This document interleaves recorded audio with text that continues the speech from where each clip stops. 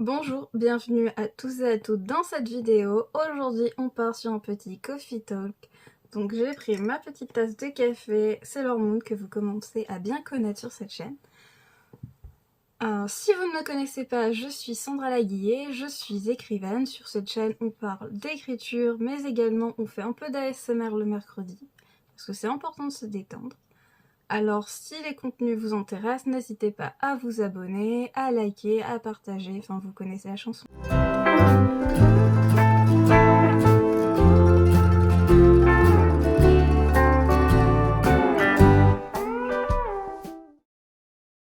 Le sujet, ça sera une thématique que j'ai abordée sur mon blog le mois dernier, je crois. Ça va être les sensitive readers, mais en maison d'édition. Parce que j'ai vu un post passer sur la question et je me suis dit que ça pouvait être intéressant de donner mon point de vue sur le sujet.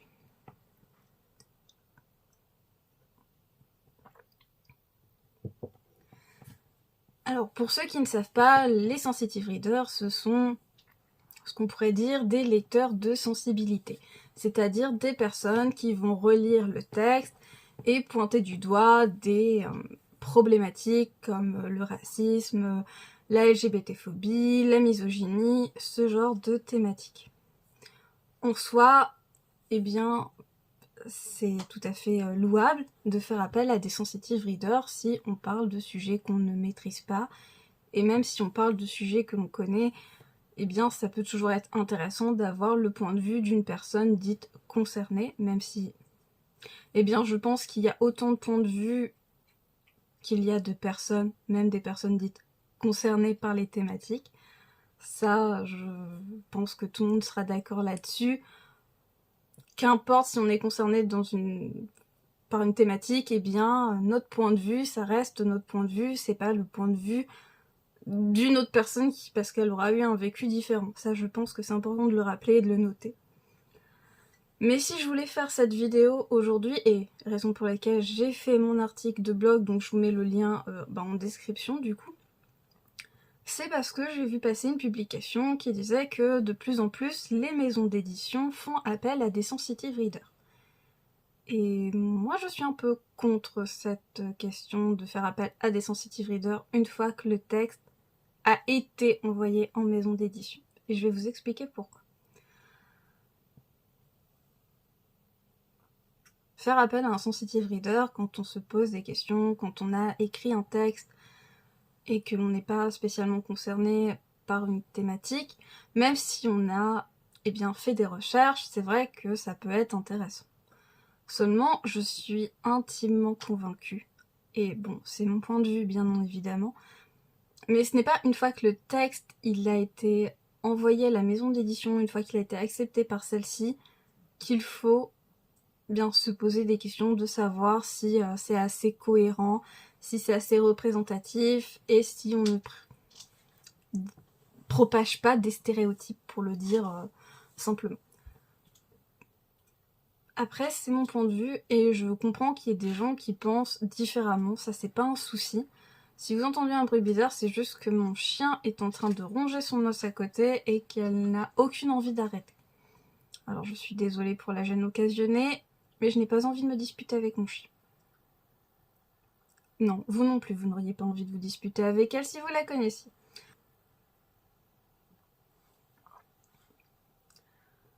De fait, en voyant cette publication qui est passée sur Instagram, j'ai partagé mon avis parce que c'est vrai qu'il y avait des gens qui trouvaient que c'était normal de faire appel à un sensitive reader. Ok, pourquoi pas. Mais surtout, les personnes trouvaient que c'était normal que les maisons d'édition fassent appel à des sensitive readers parce que, je cite, un texte, quand il est envoyé à une maison d'édition, avant d'être publié, il passe par plusieurs corrections. Et de fait, eh bien, c'est tout à fait normal de passer par une correction supplémentaire, par une étape supplémentaire. C'est vrai que le texte, une fois qu'il est envoyé à une maison d'édition, eh bien, il est retravaillé avec l'éditeur, avec un ou une correctrice. Ça, c'est tout à fait juste.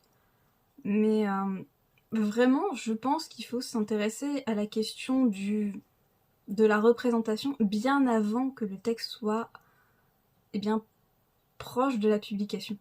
pour moi, tout ce qui est le travail du sensitive reader, c'est un travail que l'auteur doit faire lui-même.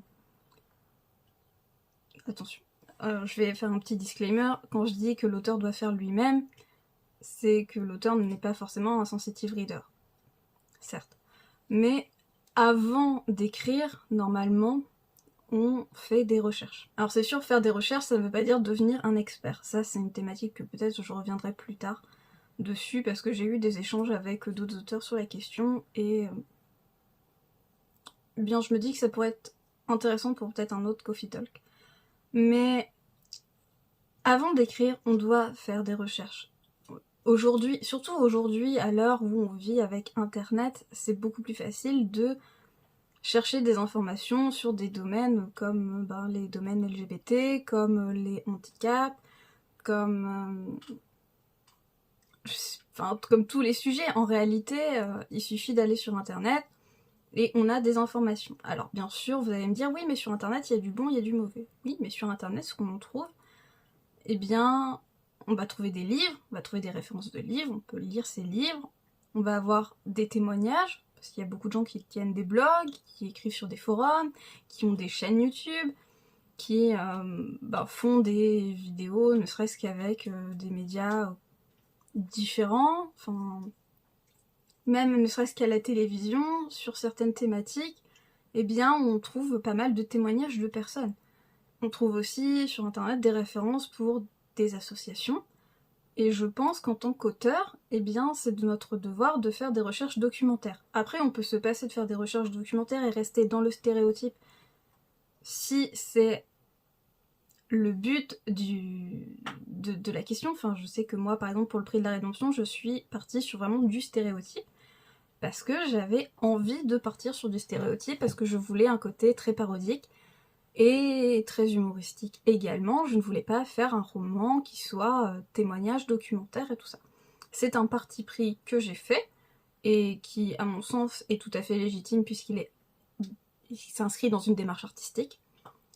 Mais si je devais me concentrer sur des thématiques que je ne maîtrise pas, eh bien simplement j'irais questionner des personnes qui sont vraiment concernées par cela, des personnes différentes, qui vont avoir des points de vue différents, et j'essaierai d'en faire un condensé, voilà. Ou de prendre un parti pris ou un autre, selon les besoins de l'histoire. Alors, je sais par exemple, si je devais écrire un livre sur... qui contient un personnage trans, ou qui questionnait l'orientation de genre, et qui questionnait les questions de genre, ça fait bizarre de dire question, j'irai voir des personnes que je connais, qui sont des amis proches, et qui ont ou font partie d'associations, et je leur demanderai si je peux communiquer avec des personnes différentes de ces personnes, parce que je les connais, donc forcément c'est un parti pris.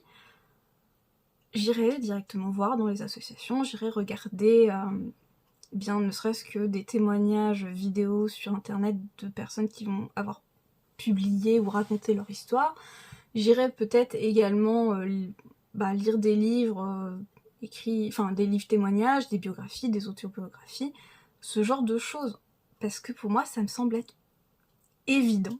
Mais de fait, pour moi, ça me paraît vraiment faire partie du travail de l'auteur, du travail qui doit être fait en amont. Après, bien sûr, il peut toujours rester la question du préjugé et de quelques, on va dire, je ne sais pas, scènes qui vont être stéréotypées, ou quelques personnages qui vont être justement stéréotypés. Ça, oui, ça arrive, et c'est sûr que faire appel à un sensitive reader pour pointer ces problématiques, ça peut être intéressant.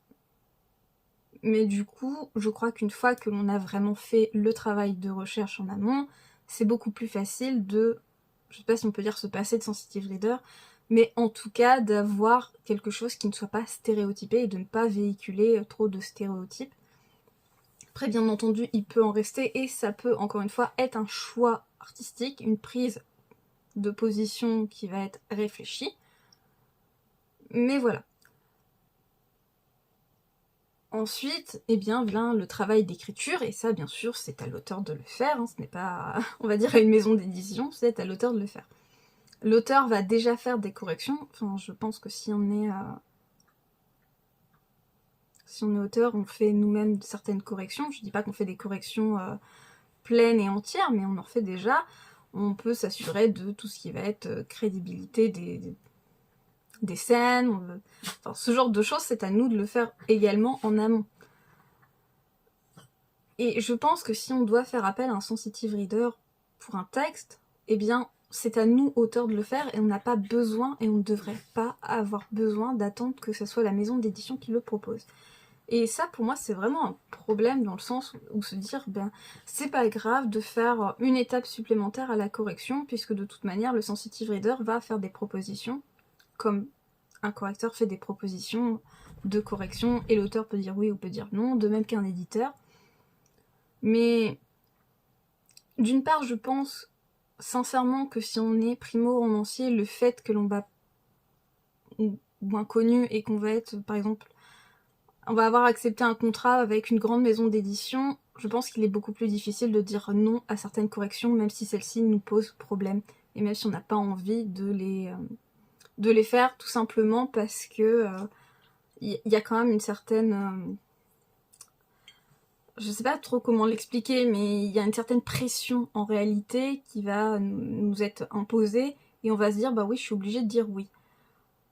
C'est même encore plus le cas aujourd'hui, où sur certaines questions, je vais pas rentrer dans les polémiques, mais c'est vrai que tout le monde est au courant de certaines polémiques qui existent, et ça peut être très difficile de se dire, bah non, moi je ne veux pas changer tel personnage parce que j'avais fait un travail dessus, je voulais qu'il soit comme ça pour représenter telle chose, et devoir expliquer sa démarche, c'est pas toujours possible, c'est pas toujours facile non plus, surtout quand on est, primo-romancier ou inconnu et qu'on va se retrouver publié par une maison d'édition qui a vraiment pignon sur rue. Voilà, c'est assez difficile comme exercice, je trouve, de dire non. Après, c'est peut-être parce que c'est moi aussi, hein, mais où là, on va se dire qu'il y a quand même nettement moins de pression et qu'on peut réfléchir aux choses plus à tête reposée, qu'on a plus la facilité de dire non et d'expliquer sa démarche qu'une fois que c'est publié, enfin, que le contrat est signé chez un éditeur, par exemple. Mais ça, vraiment, je parle de ça parce que c'est mon point de vue. Et je sais qu'il y a des gens qui ont aucune difficulté à dire non, et ça, c'est très bien pour eux. Mais je me place vraiment de ce côté. De dire, mais oui, mais c'est un peu plus difficile de dire non à un grand éditeur qui va vouloir faire des modifications plutôt que de les faire soi-même et d'en discuter avec un sensitive reader à côté. Surtout qu'en plus,